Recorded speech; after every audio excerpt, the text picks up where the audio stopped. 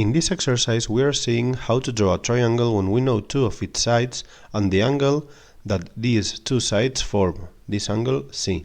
In order to draw this triangle, as always, we have to find its vertices, and for doing so we are going to work with any random triangle, analyzing it.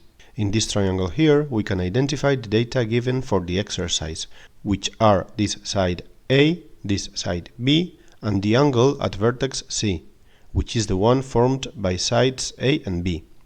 If we want to find the vertices of the triangle, we draw side A.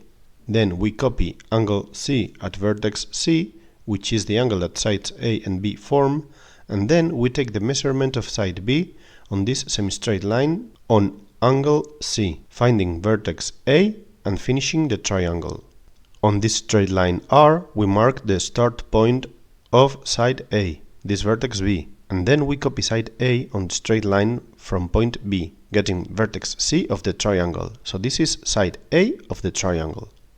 Now we only have to find vertex A, which is on a straight line that forms this angle at vertex C. So we copy this angle using the compass.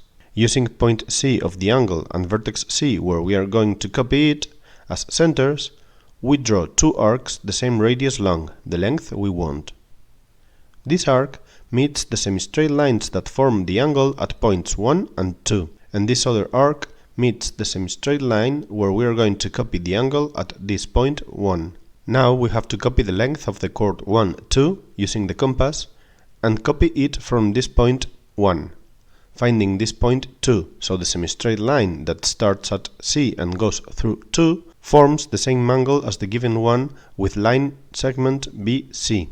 We meet one condition, that the angle at vertex C is the same as the given one, so vertex A has to be on this semi-straight line.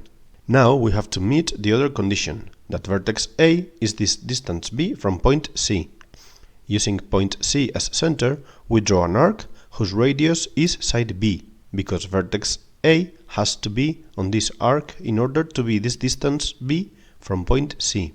If vertex A has to be on this arc in order to be this distance B from point C, and if it has to be at the same time on this semi-straight line, so the side forms this angle C, the only solution possible is that vertex A is at this point.